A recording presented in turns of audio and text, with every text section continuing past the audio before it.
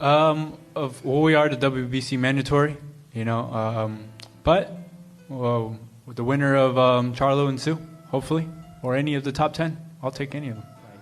What kind of chance do you give Zoo of pulling off what would obviously be an upset, and who do you think will win and why? I do have Charlo for the win, but I won't even be surprised if Sue wins. Sue's a strong pressure fighter, and I think Charlo does have a hard time with that. But again, I think Charlo's a harder hitter, so that's definitely going to be the difference.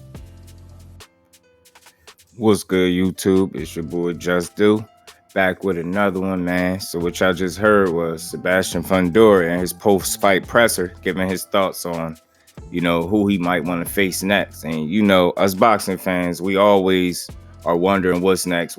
Even though he just fought, we still want to know what's next. So if at the 154-pound division, you know who the king is, and that's Jermell Charlo, who's undisputed at the weight class. He gave his thoughts on a potential fight with Charlo, and it's another interview he also did where he spoke on fighting Charlo and said how technically good and sound he is and how he's a real champion and he would love to fight him, and how he think he could see himself winning by knockout and in a big fight down the line. So just wanted to get my thoughts on it, man. 3 potential opponents that I thought all would make good matchups for Fundora. Y'all know my slogan. I'm not here to break the news. I'm here to have a conversation. And a lot of my content and topics are built around having the best boxing conversations on YouTube. So let's get into it. We got that boy super bad Tony Harrison, man, who last fought April 9th against Sergio Garcia, who Sebastian Fundora also faced back in December 5th.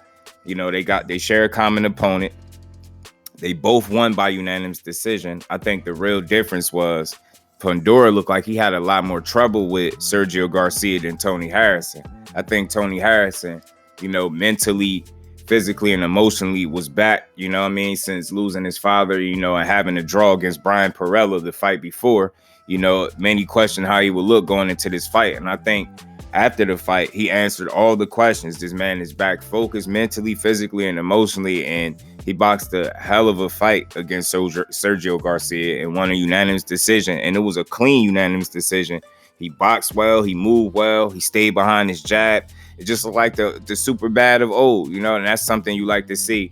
When fighters go through things, they face adversity, they overcome it, and there's no doubt after seeing him against Sergio Garcia, I think he would definitely make an interesting fight for Fundora because of his style. Tony Harrison has some of the best feet at 154 pounds and in boxing.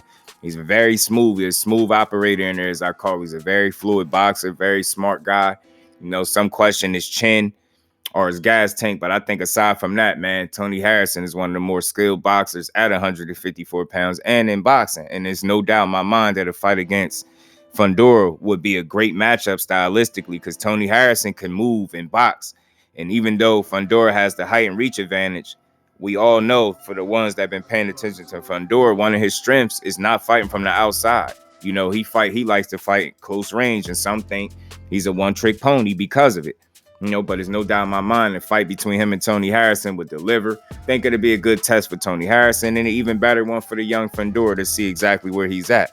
Another fighter on this list would be a fight with Brian Castano, who just, had a rematch May 14th with Jermell Charlo, where he was stopped in the 10th round by KO. But nonetheless, Brian Castano would also be another tough opponent for the young Sebastian Fundora. As Castano, he likes to bring pressure as well. He lets his hands go. He's the shorter guy. I think Fundora struggles with guys that are a little bit smaller than him. The saying, the taller guys a lot of times struggle with the guy that's shorter than him. And I think with Castano's style, he could definitely present some issues for Fundora in the fight. You get what I'm saying? I think anybody that doesn't stand stationary for Fundora is going to give him an issue. I think Castano has the IQ and the feet to be able to box and move, instead of just staying inside and fighting Fundora where he's the best. I believe his strength is fighting in the inside, and I believe his weaknesses are mid-range to long range. He's just not that good fighting fluidly and consistently from the outside. He hasn't shown the ability to do so.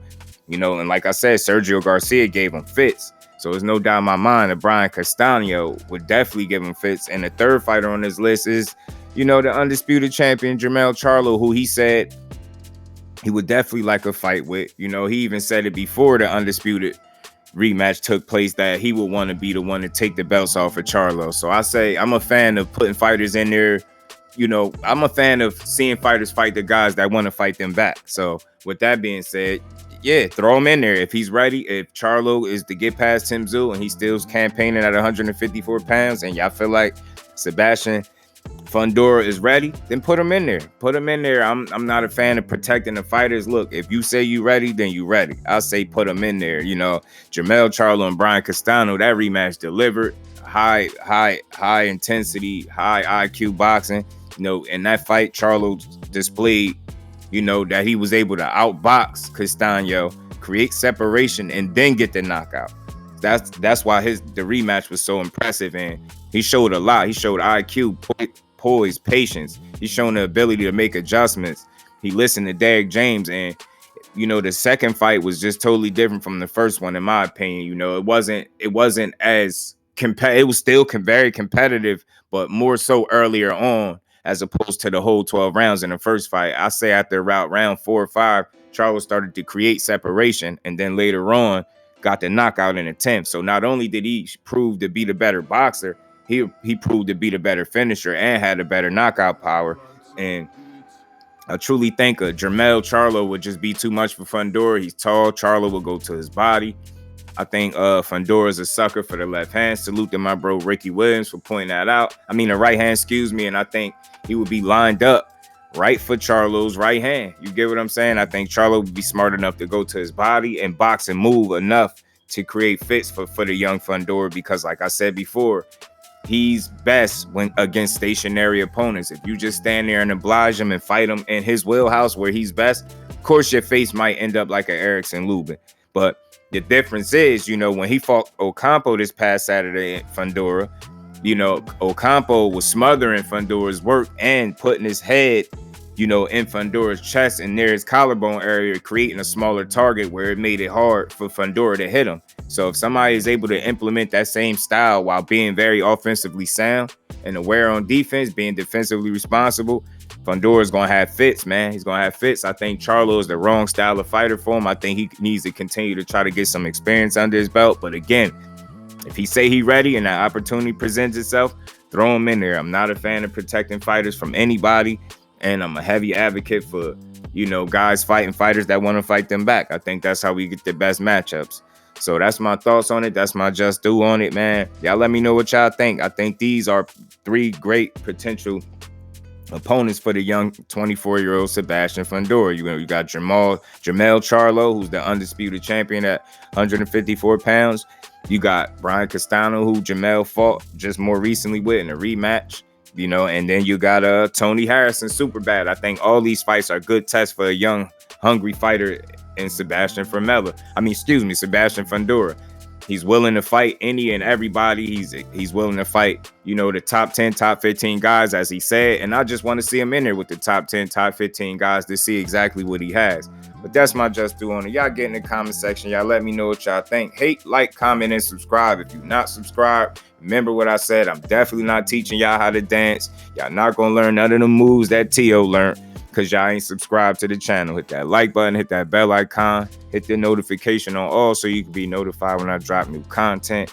Until the next one, my family, I'm up out of here. Peace.